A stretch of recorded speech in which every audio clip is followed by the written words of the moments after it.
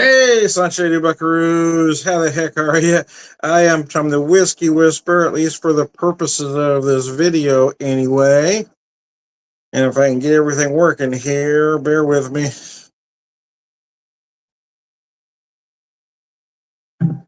Whoops, there we go. Now we're going. Anyways, how the heck are you? I am Tom the Whiskey Whisperer. Decided to do two cocktails very similarly, right? I used the same base spirit. In this case, it's the Hard Truth Sweet Mash Rye at 116 and change. And what I've done with this one, darn it, messed up on me. Having issues with my garnish. I did have a very nice foam on here, but it took me a while to get this drink set up, so I lost it. Could shake it back up, though, couldn't I?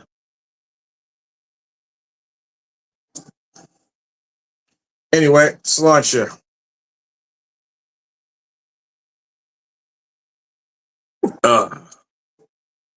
You'll just have to take my word for it. Look at the picture later. It was a very nice foam on there one time. But anyway, what I did here was sort of, I didn't have any lemon juice or lemon, but I had some key lime juice.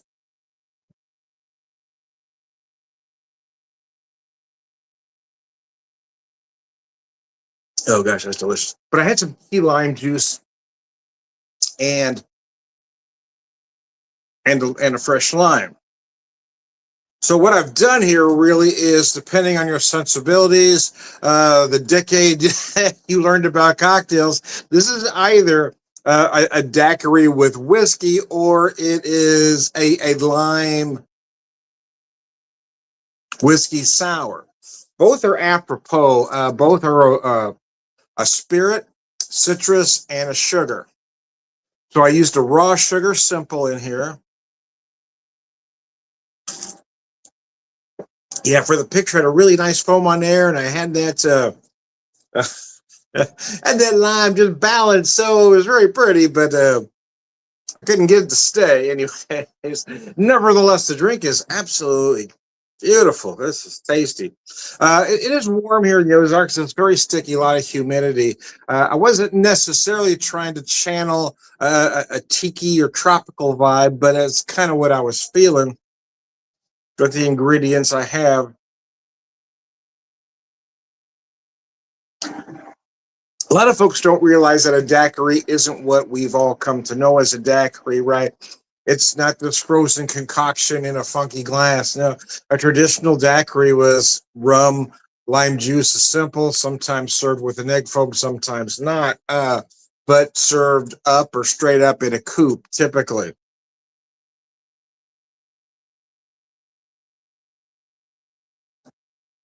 But now they're served frozen with a deal, but that's not a true daiquiri, and a lot of folks don't realize that.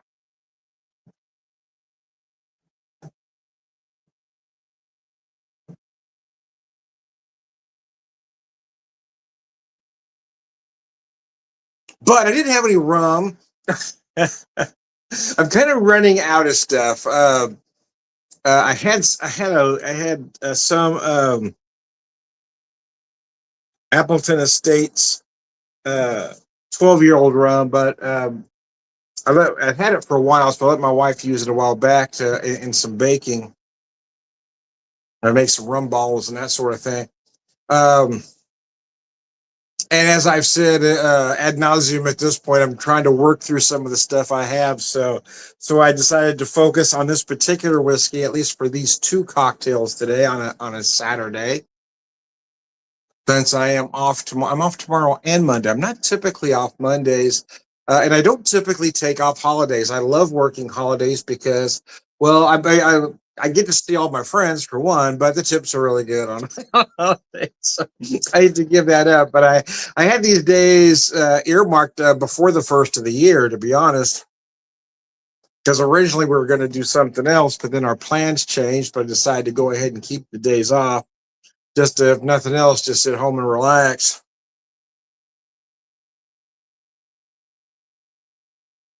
Even though you didn't get to see that beautiful foam I once had on top, I got to tell you, the drink itself is absolutely beautiful. And you wouldn't even need to serve it with the foam on top, in all honesty, because traditionally a daiquiri wasn't, but you can serve it that way. A whiskey sour. Whiskey sours traditionally, in all honesty, were served on the rocks. Especially if you're around in the 70s and 80s. That's how everybody served them. But now they're served, and it was a Boston sour that was served shaken in a coupe with the egg foam. So I was kind of trying to get somewhere in between there.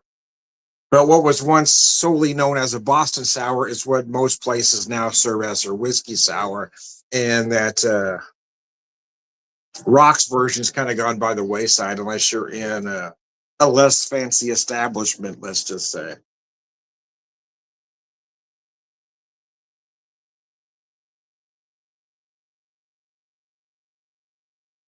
But time does change how drinks are served, right? In the beginning, I mean, old fashioned wasn't served with that big ice cube we now see. That's more of a nouveau thing. I say probably within about the last couple decades, really,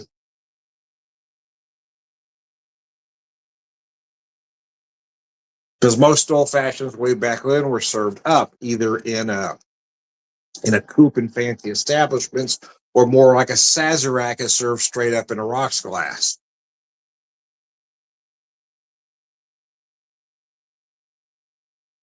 But I will tell you, nobody under 40 is drinking an old fashioned that way.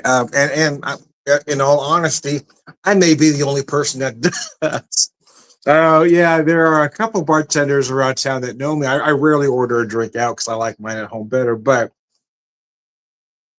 yeah, even when I go places and I decide to order a cocktail, I always please serve it up.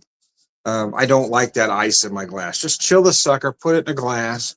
If you don't have a coupe, I don't give a rat's ass. I just don't want the ice in the glass. I don't want my drink watered down. I want it properly chilled, but I don't want it watered down.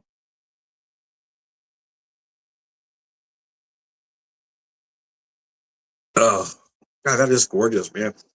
You would know that this particular rye is as potent as it is, as tasty as it is in this cocktail. So what I did here is, well, probably about 2¼ ounces of the rye. I used about 3/4 ounce of a raw sugar simple syrup and 1 full ounce of some key lime juice. Now, this particular rye, the sweet mash rye whiskey, is finished in cognac, sauterne, uh, sherry, and brandy casks, and it comes in at 118. Or, I'm sorry, 116.8. I think I said 118 earlier, so I was wrong. 116.8. 116 and change. It is absolutely gorgeous.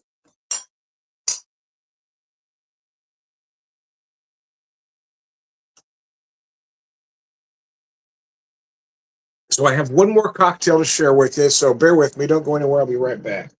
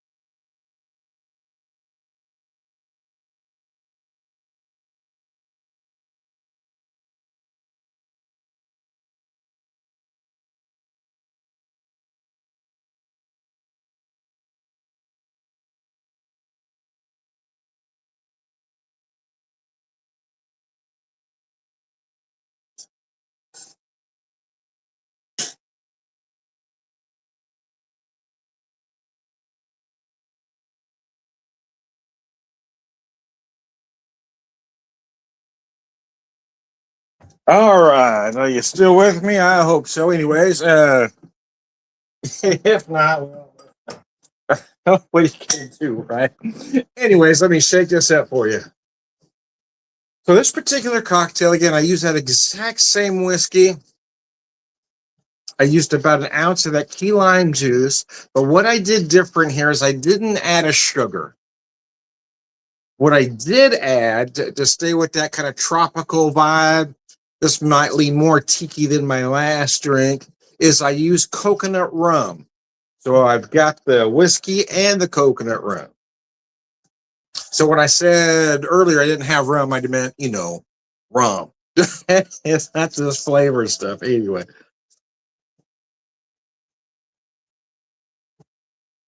And this is my wife's. I'm not supposed to be using, but I didn't use much. All right. Let's see if we can.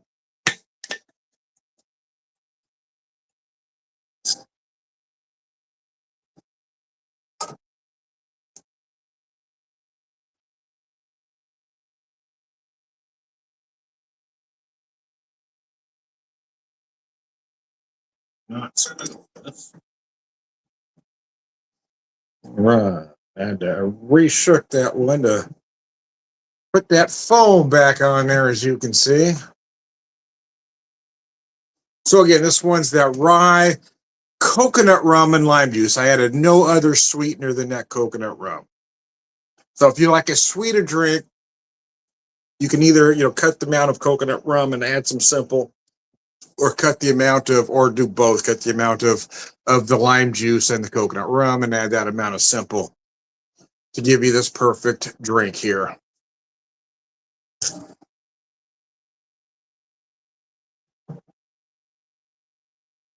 Oh gosh, that is nice. I was surprised. I hadn't tried this before. I hadn't done this before. I didn't taste it before starting.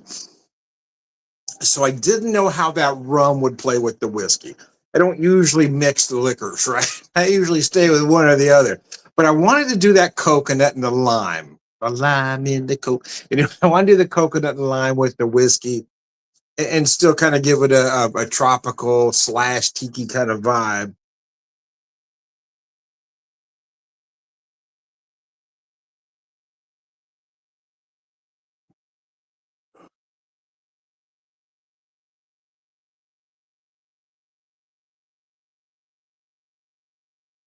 Boy, that's delicious.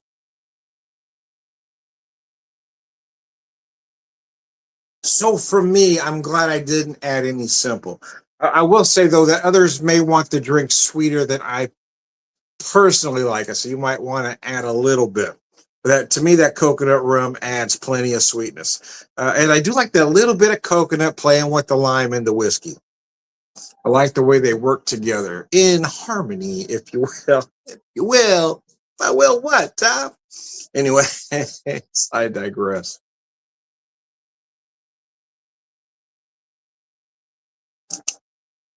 Uh, thought about doing something at one time today, but then I talked myself out of it. Then I forgot about it, and then thought about it again, and then it started raining, and then I talked myself out of it. uh, I really struggle anymore getting out on my days off, and it's something I probably ought to work on. It's not that I'm not getting to that agoraphobic phase, but or to that level, maybe is a better way to say that. But I do have to have really forced myself to, unless there's something I absolutely have to do. I almost never get out on my days off. I plan on doing things with friends or saying, oh, I might go here, there, or the other place. And then when that time comes, I don't want to get out. I don't want to do anything.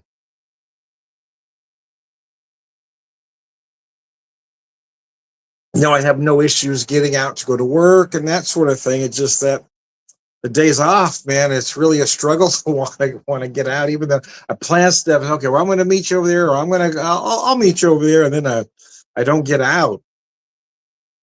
I told a coworker I might stop in on his shift today, but then come that time, and I don't want to go. It's raining out there. I don't want to get wet. Anyway, sorry guys. I apologize. I am going to get out tomorrow though. This one's firm. I am going to have to get out tomorrow. I'm going to meet some friends, kind of do a scheduled kind of a impromptu whiskey and beer share. It also happens to be my birthday. Last year, my wife threw me this monster party on my birthday, and it was really nice. But it was also overwhelming. So folks kept asking me this: "Are you going to have that big party again?" No, no, that's a once a decade thing. No, that can't happen again. But for a much smaller thing, a few close friends, a meeting at a friend's house, just a small handful of good friends, sharing some whiskey and beer. I got, oh, I don't know, 7 or 8 bottles of whiskey last year for my birthday, and over the course of the year, well, I went through them all. Except one I saved. I've got a bottle of Blanton's up there that some friends gave me,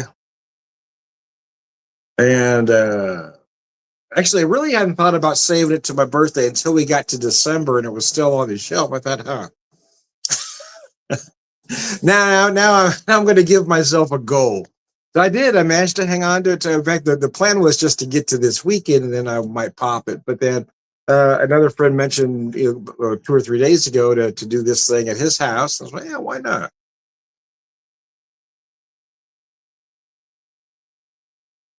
So I'm glad I can share that particular bottle with some good friends. I thought about taking it. We do some impromptu tastings here and there, but I don't really want. I didn't want to give it to strangers. I didn't want to really give it to folks that aren't going to appreciate it. You go to some of these things, you got folks that aren't really whiskey guys or think they are, but they're really not.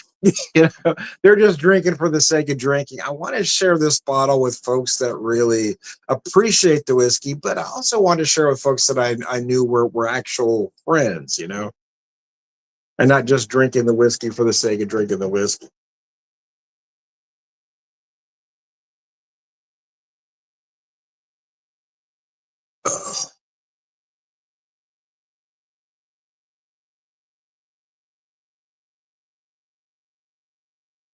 But once I do that, I'll be down to three unopened bottles, three in one little bottle. I have three unopened bottles. That'll take me till we go on vacation. And I don't know what we're going to find, given the area we're going to. I'm not going to really say a lot here for various reasons, but the area we're going to is known more for tequila and rum than whiskey. So we're going to see what I end up with. And that's kind of the idea too. Is I really want to start, or the word I'm looking for, just kind of widen my, I don't know, palette, just cocktails. I want to try some different things. So I hope to find some good quality tequilas and some good aged rums, and then come home and do some things that way. Because I'm a whiskey guy, so I usually stay in that comfort zone. But going to an area not known for whiskeys, I hope to find a lot of good craft aged rums.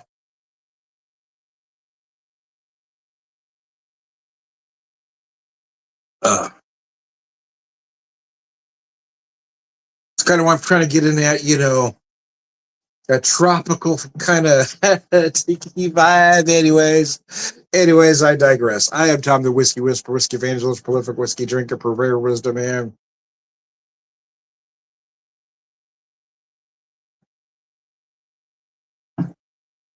mercy, Percy, that's delicious. All around good guy. Thanks for tuning in. I appreciate it.